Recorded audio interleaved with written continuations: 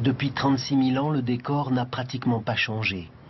L'Ardèche coulait dans ce même lit sous le pont d'Arc qu'elle a percé au fil des âges.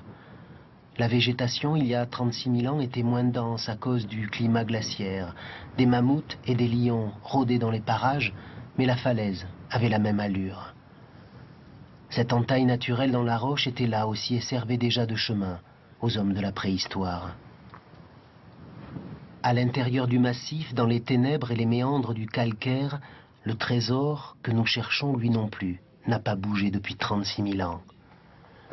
Il nous attend et nous montons avec l'équipe de conservation de la grotte Chauvet.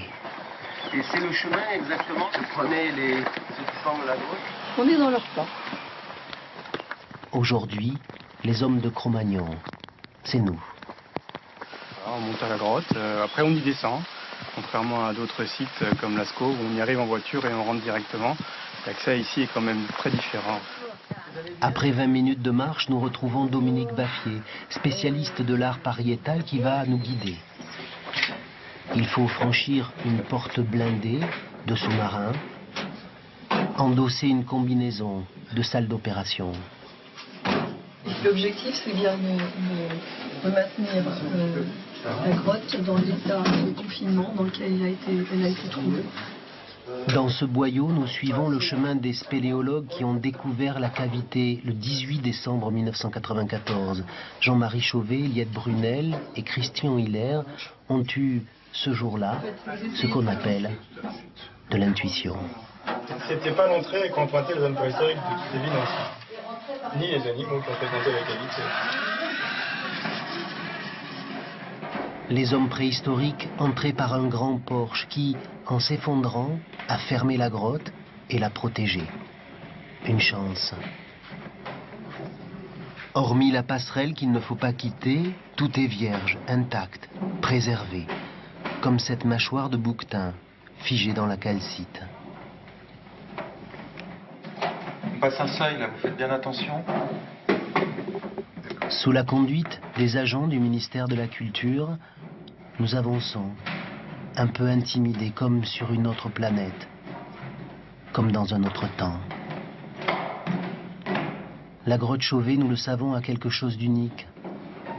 Nous cherchons, dans le drapé et la soierie des concrétions, un premier signe. Et le voici. Un trait rouge, une main, un rhinocéros.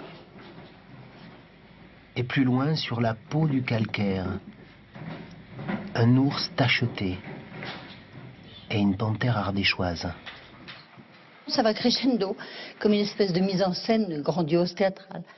Et plus on va aller vers le fond, plus c'est grandiose. La grotte est habitée. Reste là, je vais te montrer le hibou. Tu le vois là? Là, un hibou veille. Ici, un cheval gravé au doigt dans la couche d'argile de la paroi traverse en trottinant les millénaires. Sur votre droite, vous avez également de l'argile très marquée par le passage successif des ours. Donc vraiment beaucoup de vigilance.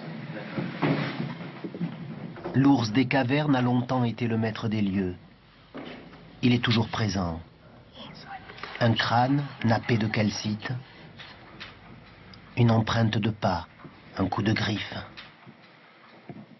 On a la preuve que l'ours est venu avant, par les datations qu'on a déjà, et puis aussi par les griffades qui sont recouvertes par les dessins, et qu'il est revenu après, puisque certains dessins sont griffés par l'ours. Voilà. Et puis, au bout de cette salle, nous sommes comme au bord d'un précipice. C'est une plongée vertigineuse dans le temps, une profusion de dessins au fusain qui épousent le relief dont les plus anciens remontent à 36 000 ans, 2 fois plus que ceux de Lascaux. Ce sont les plus vieilles peintures connues de l'histoire de l'humanité.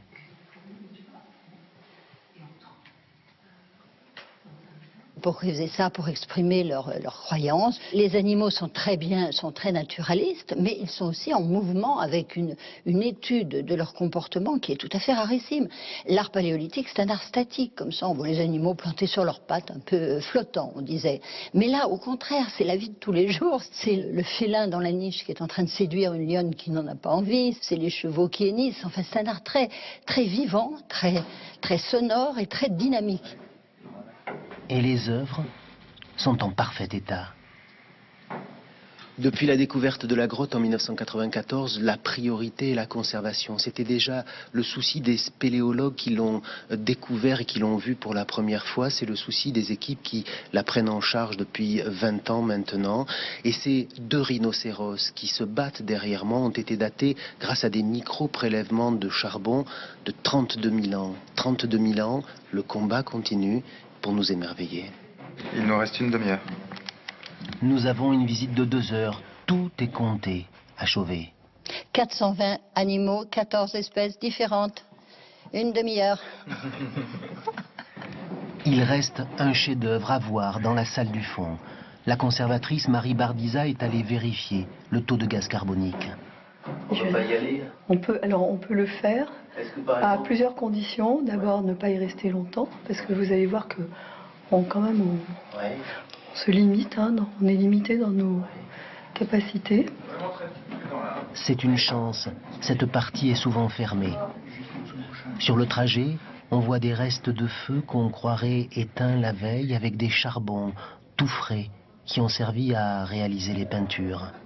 Et l'on imagine, ici, un artiste à genoux, un homme, une femme peut-être, qui crée ce cheval ou ce mégacéros. L'entrée, à 500 mètres derrière, paraît si loin déjà, et nous voici au plus profond de la cavité, devant une fresque saisissante. C'est une charge de rhinocéros, dont l'un semble donner des coups de corne.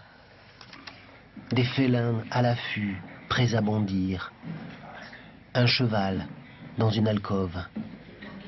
Et, avec ses pieds en forme de pelote, un petit mammouth, tout droit sorti d'un magasin de peluches. Non mais regardez cette tête de lionne, c'est tout à fait invraisemblable. Précision du geste, maîtrise de la perspective, justesse de l'estompe, Chauvet a révolutionné l'histoire de l'art. Les préhistoriens avaient construit des systèmes chronostylistiques où l'art théoriquement commençait en balbutiant des œuvres très grossières pour arriver jusqu'au réalisme photographique. Et là, il y a 36 000 ans, tout est maîtrisé, tout est acquis. Ça pose le problème de l'origine de l'art. Quand et comment et par qui et où? Mystère total. Et tandis que les visiteurs et leur bruit s'éloignent, sur la paroi, la horde continue à mugir, avant de replonger dans les ténèbres, le noir de son charbon, le noir et le silence.